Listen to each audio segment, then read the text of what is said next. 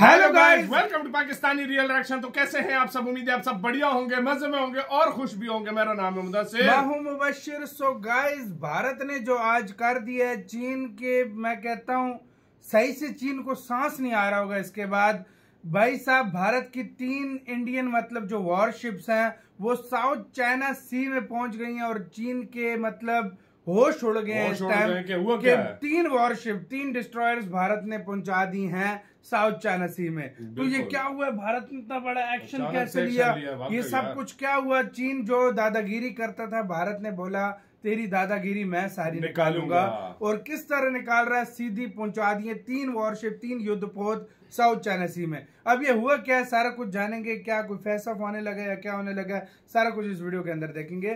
Defence show का video, इनकी video का लिंक मिल जाए डिस्क्रिप्शन में। काउंट करते हैं 3, 2, 1 एंड स्टार्ट। नमस्कार दोस्तों, डिफेंस शो में आपका स्वागत है। तो भारत अपना जंगी बेड़ा लेकर चीन के गढ़ में घुस चुका है और ये बहुत बड़ी चेतावनी भारत ने दी है चीन को। क्या कुछ हुआ है, आखिर भारत यहां क्यों गया है अपना जंगी बेड़ा लेकर, और कौन कौन से देश हैं जिनको भारत ने चीन के खिलाफ और मजबूत करके खड़ा कर दिया है, ये सारी बातें आपको वीडियो में समझा रहा हूं।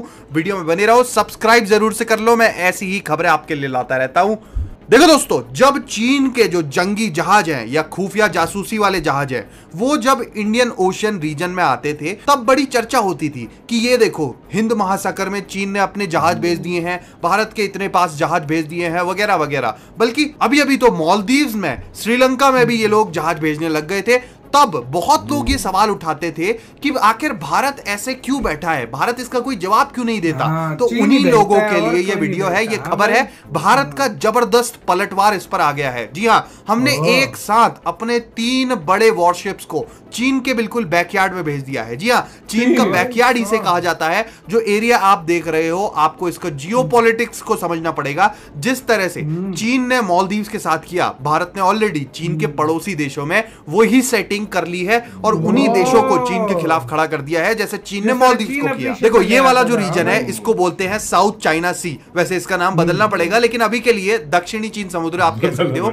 ये चीन के पास पड़ता है, इसीलिए इसका नाम ये है। यहां पर क्या है कि यहां पर चीन बहुत सारे आइलैंड्स पर क्लेम करता है और जितने भी ये पड़ोसी देश है ना, आप देख रहे हो लाइन लगाकर, Indonesia, Vietnam, Malaysia, Singapore, Philippines, Taiwan, ये जितने पड़ोसी देश हैं, चीन इनके आइलैंड्स पर कब्जा करना चाहता है। तो भारत ने क्या किया कि पहले हमारी एक लुक ईस्ट पॉलिसी हुआ करती थी कि पूर्वोत्तर की दिशा में आप देखेंगे। फिर क्या हुआ कि नए प्रधानमंत्री आए 2014 के बाद, फिर हमने एक्ट ईस्ट पॉलिसी पर काम किया। उसमें क्या है कि हम ना सिर्फ इन देशों को अप्रिशिएट करते हैं, उल्टा हम इन देशों को और ज्यादा तैयार कर रहे हैं और इनके साथ साझेदारी बढ़ा रहे हैं और यहां तक कि इनके साथ युद्धाभ्यास भी कर रहे हैं और इनको हथियार भी देने की तैयारी में है। जो युद्धाभ्यास है, हमारे जो जंगी जहाज हैं, ये साउथ चाइना सी में युद्धाभ्यास करने ही गए हैं चीन के गढ़ में। अब लगातार आप देख रहे हो, फिलीपींस ऑलरेडी हमसे ब्रह्मोस खरीद चुका है, ताइवान के साथ हमारी अच्छी पार्टनरशिप चल रही है, सेमीकंडक्टर्स के क्षेत्र में बहुत अच्छी साझेदारी है हमारी। ऐसे ही इंडोनेशिया, मलेशिया, वियतनाम, सबके साथ हमारी मिसाइलों को लेकर बातचीत चल रही है। इनमें से कोई ना कोई देश हमसे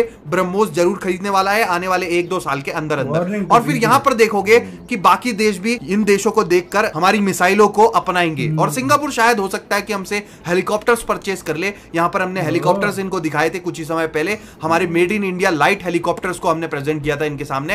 नाउ चीन के गढ़ में जाकर इनके पड़ोसी देशों को हम हथियार पकड़ा रहे हैं। हमने कहा कि चलो ठीक है, तुमने मालदीव्स को घेर लिया, भारत के विरोध में खड़ा कर दिया, लेकिन अपने गिरेबान में तुम झांक कर देखो, भारत ने ऑलरेडी तुम्हारे 4 से 5 दुश्मनों को, उनको हथियार पकड़ाने की तैयारी कर ली है। और फिलीपींस को तो ऑलरेडी हमने पकड़ा भी दिए हैं, ब्रह्मोस पहुंच चुकी है वहां पर। उसके बाद अब ये जो 3 जहाज हैं हमारे, ये भी पहुंच गए हैं। तो आपको बता देता हूं, ये सारे कंट्रीज से होते हुए जा रहे हैं हमारे जहाज।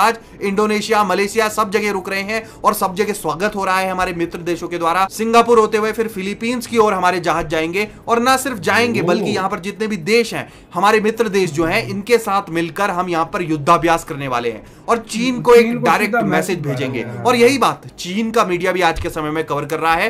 तो ये एक बहुत ही तगड़ा मैसेज है चीन को, जो चीन इंडियन ओशन में करना चाह रहा था, वो भारत ने बहुत ही स्ट्रिक्टली, बहुत ही खुफिया तरीके से ऑलरेडी हमने करके दिखा दिया है। इनके गढ़ में हमारे आज 3 जहाज मौजूद हैं और जहाज के अलावा ये जो पड़ोसी देश हैं चीन के, इनको हथियार पकड़ाने की तैयारी में भारत है। ना इसमें से एक और देश जल्दी जल्दी हमसे हथियार खरीद लेना तो मजा ही आ जाएगा।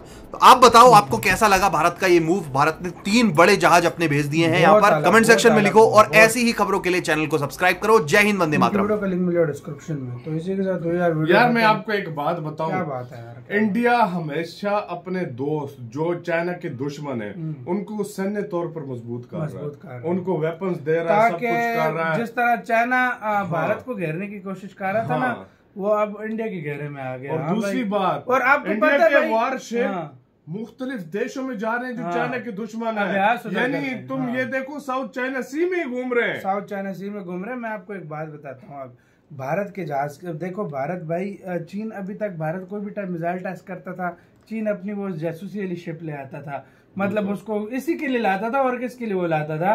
अब भारत उसी की जबान में उसको जवाब दे रहा है और चीन से अब ये चीज बर्दाश्त नहीं होने वाली। देखो यार मैं सच बताऊं ना, 2020-21 तक इंडिया की जो है ना वो इंडिया ने ये चीज सोची नहीं थी कि हम उसके खिलाफ कुछ जब से गलवान घटना सब कुछ करेंगे, ये बात सच है। देखो ये आप सबको भी पता होगा, लेकिन उसके बाद जब चाइना ने ये पंगे स्टार्ट किए ना, तो इंडिया ने कहा यार ये कभी श्रीलंका आ जाता है, कभी मालदीव आ जाता है, रुको मैं अपनी भेजता हूँ। उन्होंने श्रीलंका से पोर्ट ली, इन्होंने एयरपोर्ट ले लिया। अब एयरपोर्ट की भी बात हो रही है, एयरपोर्ट की भी बात हो और आज श्रीलंका मेरे ख्याल में कुछ कह रहा था कि हम इंडिया की मतलब जो खतरा अपने देश को इंडिया के लिए खतरा नहीं बनाएंगे, मतलब हम किसी देश को भी मतलब कुछ नहीं। और दूसरी बात, मालदीव की तरफ बड़ा क्लोज होने की कोशिश की, वही मालदीव अब इंडिया के पास आ रहा है। और वार पहले एक टाइम होता था इंडिया वारशिप लेकर ही नहीं जाता था, बस थोड़ा बहुत ये वो इंडिया अब हर जगह पे अपने वारशिप भी लेकर जा रहा है। और उनको एक ये किस्म की चाइना भी मान रहा है कि ये चेतावनी है कि भाई सुधर जाओ वरना हम आपके लिए रेडी हैं। ये इंडिया जो है ना उसको मैसेज दिया है, मैसेज दिया है, हम सब रेडी बैठे हैं, जैसी तुम्हारी शिपें में पे उड़ा दी जाएंगी।